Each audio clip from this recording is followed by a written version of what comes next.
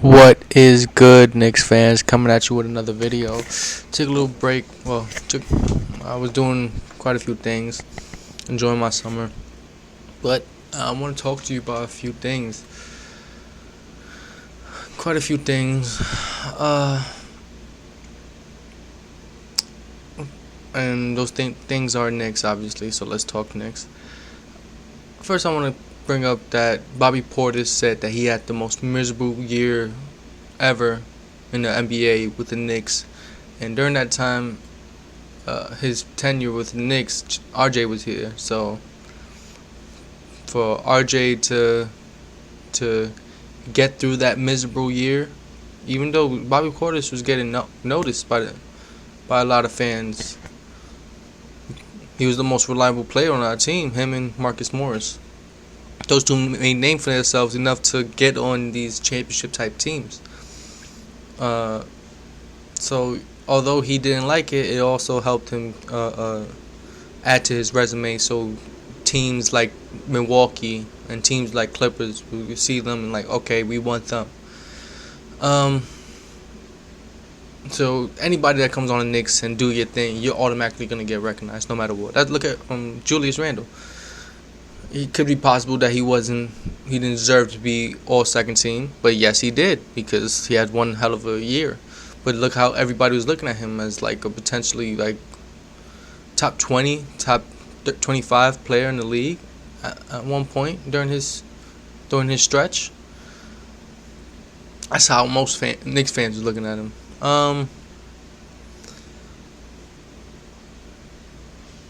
The Knicks called about KD because, of course, you're supposed to, if you're a team in NBA at all, you're supposed to just check in, see if they have a package that's good enough for KD. But I'm pretty sure the Nets wanted everything from the Knicks. Let me see this real quick. My fault. Manu could take advice from Francisco Lindor for New York comeback story. I guess a dude on the Mets had a comeback story and saying he could take a page out of his book and do the same. Whatever. So the whole thing that's been coming out that Danny Ainge was talking about, he liked two teams' trade packages. He only got two teams that the trade package he likes, and obviously one of them is going to be the Knicks. Although he wants the Knicks to put in way more things in the trade package. Not way more, but quite a few things in the trade package that we didn't put in a trade package. Then the second team supposedly maybe was Cleveland, maybe, but then all this hype about Cleveland being in the running for Donovan Mitchell, it all died down because Ian Beckley put a report with the exciting, because he already reported that the Cavs pulled out of the deal. The Donovan Mitchell race, with Cavs exiting Donovan Mitchell trade talks. It seems like the deal is still the Knicks to lose. At this moment, the New York Knicks can make the best offer for Mitchell, even if you take RJ Barrett, and that's one thing I want to get into, off the table more than that. And I know, the Knicks can make the best offer for Mitchell, even if you take RJ Barrett off the table. More on that. Okay, whatever. Yeah, that's what threw me. This whole thing about half the Knicks organization, like quite a few big people in the organization saying you have to trade RJ if you want Mitchell at this point, because they're not looking like they want to trade Mitchell. But look what happened. Like, Danny Ainge put out this like, oh, we got other teams. I like this other team trade package, and look what the Cavs did. They said nope, we don't want Donovan Mitchell because you're asking for too much. So just there alone showed you that we're betting against ourselves. So why even put RJ in the deal if we have the best trade package in general? Giving up Obi is one hell of a hit for us. It's gonna hit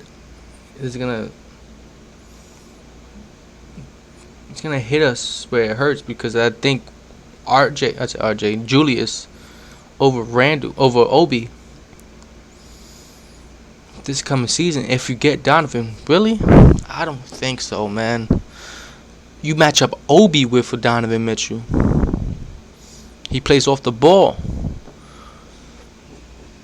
He can still get you the easy points. He plays with the team. Brunson has been getting chemistry this offseason with him.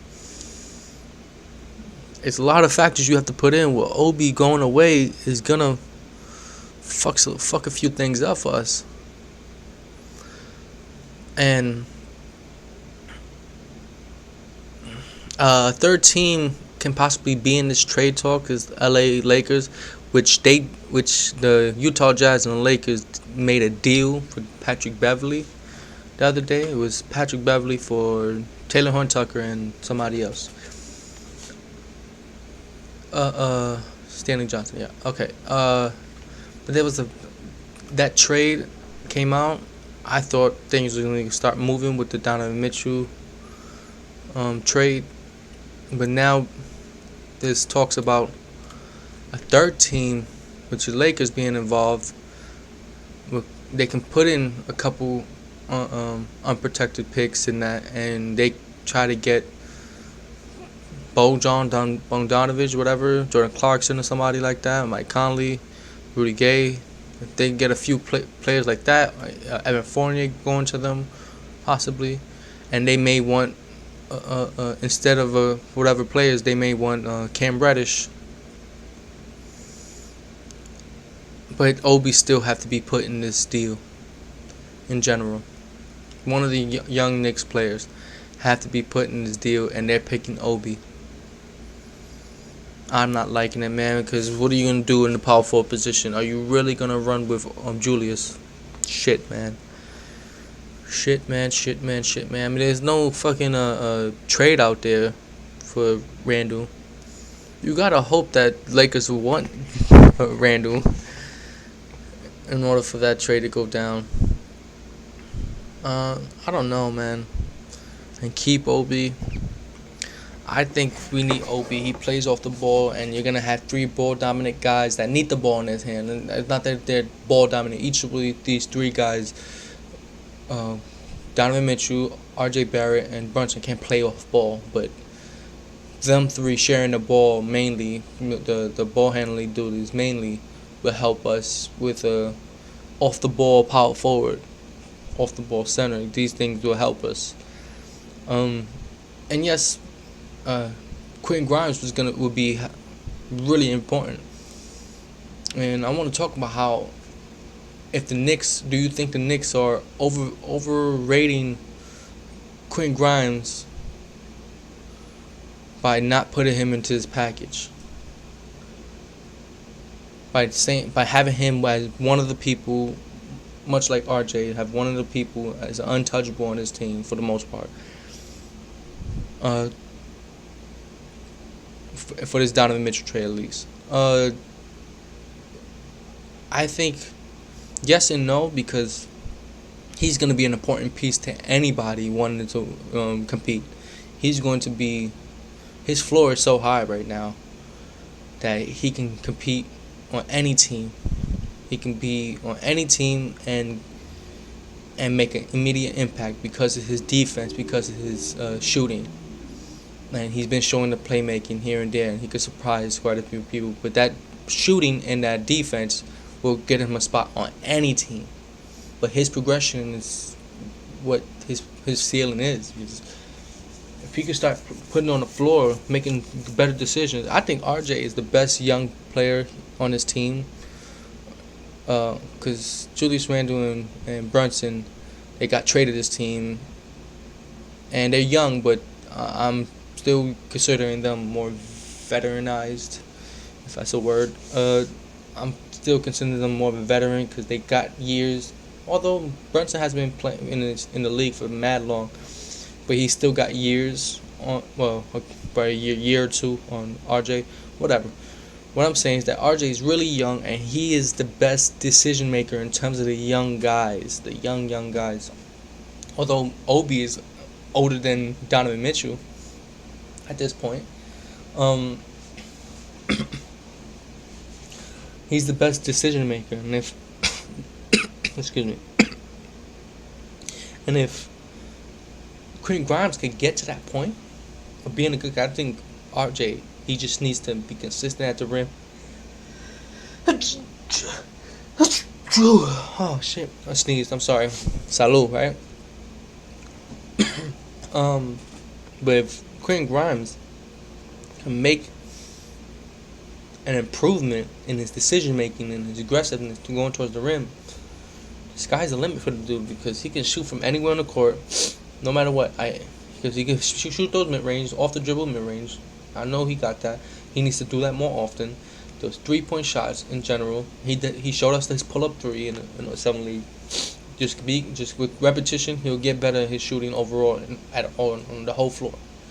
But with repetition, constantly utilizing his dribble drive, he can get better decision making and at the rim. See, this is why you need to keep RJ and Quentin Grimes together because they both have the strength that the other one doesn't. Quentin Grimes have the spot up shooting and the defense. I mean, they both have good defense. But what I'm saying, the spot up shooting and the mid range shooting, he got that down packed. Even off the dribble, but what's his name? RJ. He got the dribble drive. He got the moves and the strength and the aggressiveness to get to the rim at all times. He doesn't make it all the time. With that, I mean, not every rookie comes in the league. I mean, you can't be a John Morant. You can't be a Derrick Rose. You can't just come in and just start making impossible shots and shit like that. Or Kyrie or LeBron. You can't be going. So you develop that. You develop that rim consistency, right? He's gonna continue to get the rim. He's gonna continue to get to the rim at all times. So with repetition, he will get better at finishing. It's all about repetition with this shit, bro. And I know we're not gonna win next year. Even if we get down to Mitchell, you think we're gonna win next year? No, it's all about repetition. And by the time we're ready to win, RJ should be at that point where he's gonna be one of the main niggas to help us win. He's gonna be consistent. He's gonna get everything down pat. Everything's gonna come together for him. So that's why you keep RJ, Quentin Grimes. I think they overrate him only because if you're comparing Quentin Grimes and Donovan Mitchell, who's better right now? Although we love his fucking defense, Quentin Grimes, it's Donovan Mitchell who's the way better player. So because with Obi in the trade, he's gonna either want more picks or more players, or both. With Quentin Grimes in the trade, you still think, hey, he has potential. Yes, he has potential, but he's not going to develop right now, and we want to win right now. So you don't have to put as many picks. You don't have to put as many players. Just Quentin Grimes, Fournier, and 5 picks, what they have right now. 2 unprotected. 1 pick swap. That's fine. Although you want to, it's hard, bro. It's hard to see. If I can't be Leon Rose and these guys, because they have a hard decision to make. They have players that they really like. They love the development of these players, and how can you really part with them? As a Knicks fan, I cannot part with them. Any of them, and yet you have to part with one in order to get this job and get this deal done.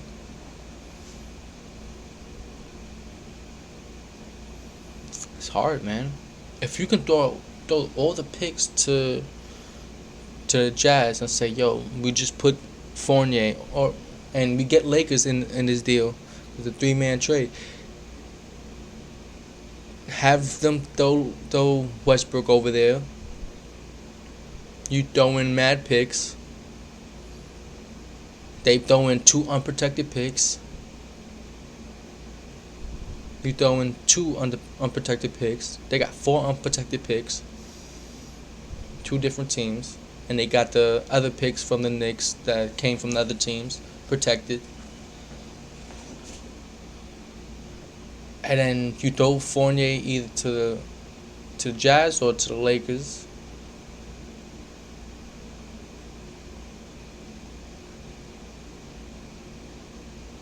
Yeah, and I mean, that's how it should be, bro.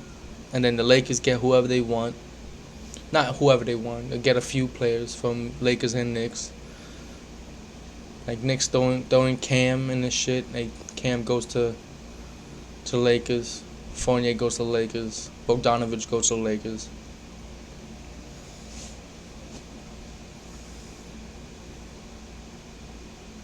But they want young players, and they at least want one or two young players. And it's Cam's gonna have to go to the Jazz if that's the case. It's hard. This trade is pretty hard. And the whole thing that's really backing it up is the whole picks thing where Jazz want all four of our unprotected picks. The Knicks pick want all four Knicks picks unprotected, and that ain't happening, bro. You have to protect yourself in the future, right? If you want those other two picks, there's gonna have to be a protection and a pick swap on both of them. Either a protection or a pick swap. One of each, or both for each. Either way, you protect yourself in that way. But if you do it with the Lakers, they get four unprotected picks, right? And the Lakers can be pretty bad by that year, by the 2027, 2029 years. They're gonna be pretty bad because LeBron ain't gonna be there. Anthony Davis, you don't know if he's gonna be there, even if he is injury prone. So I'll tell the Jazz from the Lakers, hey, I'll tell the Jazz from the Knicks. Lakers can be put in on this deal. They can put in their two unprotected picks. We can still throw you a pick swap or a protection on one of these picks, and you on one of other picks. So you have a bunch of picks and then some. You're gonna make the record for most picks. So what are you doing? What do you want? What else you want to do? What else you want? What else can you want? You got everything, and we throw players here and there.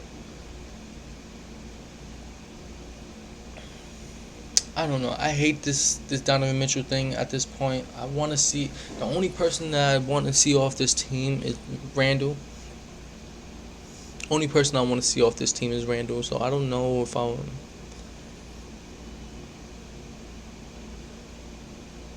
even want to do a trade for Donovan Mitchell at this point. It's just annoying me at this point. All this waiting, all this gossip, all this trying to get leverage off the other team thing. Us reporting the same thing over and over, giving only our opinion, none of our facts. It's just annoying me, bro. At this point, I just want to see a trade go down, or a non-trade. Just tell us that he's not traded. Nope, not getting traded. That's it. All right, that's it. That's it. We done with it. But they continue.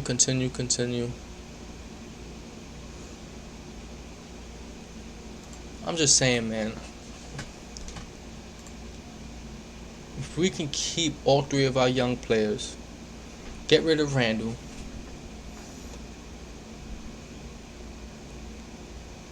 and get Donovan, sure, I'll be all for it, bro. All for it.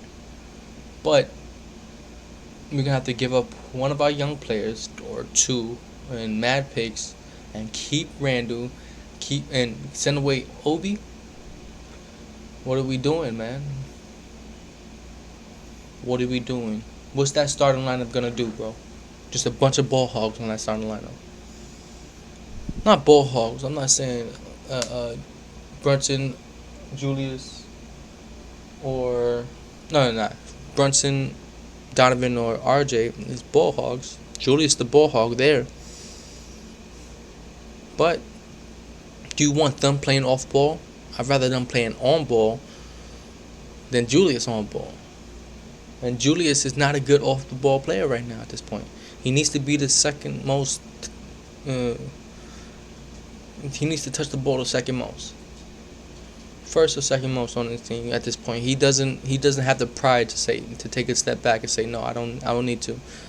It's not like your decision making is fucking up there. It's great. No, it's not, bro. I'm been on a rant for a little while, bro. I'm just saying, if we wanna win, Julius Randle cannot have the ball in his hand, especially during crunch time. But he needs to play off the ball. He needs to play within the team. What Obi does, and yet you want to trade Obi, keep Randle. I know you don't have a deal out there for Randle, a good deal that you actually want. I'm fine with just a deal to make us kind of better in order to get off of that contract, in order to you're not gonna win this year. You're not gonna win the championship this year, so you might as well take a hit with whatever you can get back for Randle. And then if you want to start trying to win, actually win, because you're not going to win next year. You're not going to win. Whatever team you get, either with this team right now as is, or with the team with Donovan Mitchell. Either way you get in the team, you're not going to win with this team. You're not going to win the championship with this team. So what do? You take the hit this year, try to get those, get Donovan Mitchell, fine. But you try to keep all those young niggas together. And young niggas that know how to play and getting better. They know how to play, they're getting better. They know what to do. They know their roles at this point. Obi don't need to be a starter. Just give him that 22 minutes a night. Hope he does become a starter. That way he can learn that defense. He can play better defense, right? Come on, man. I'm just sick of all this shit. I want to know y'all thoughts. Hit me up down below. Hopefully y'all watch this. Tell me what y'all think, because I'm getting tired of this Donovan Mitchell shit. I'm saying, because we're betting against if we put anything in the deal, we're betting against ourselves. And this package that we have right now is the best package they're going to have. So we stick with the package. If they want to take him into the season, then say, okay, what are you going to do? Go ahead, continue. Take him in the season. Watch him win a few games for y'all. OKC just lost Chet. They going to be in the running for that number one pick. Them, Spurs. So unless you trade Donovan Mitchell, you're not going to be in that running. So what do you want to do? Yeah, you're going to have to trade him before camp or trade him before the season. And the best package out there is the Knicks. And if we can get them that desperate to the point the regular season about to start, okay, we need to trade them next year. Let's get that package. Oh, whoa, we're taking Obi out of the package. We could get Fournier and somebody else, but it's not gonna be Obi. It's not gonna be Quickly. It's not gonna be Grimes. No RJ either. Actually, if I want to be honest, I'm gonna put Julius Randle in this trade package. And 5 picks. You get your 5 picks. You get your 2 unprotected picks. I'll put in the pick swap. But that's 6 picks and Julius Randle. That's going to be the package now. What do you want to do? And at 0 hour, maybe they take that package, bro. Maybe they're so desperate they take that package. Alright, fuck it. That's all I want to speak about today. Hit me up whenever.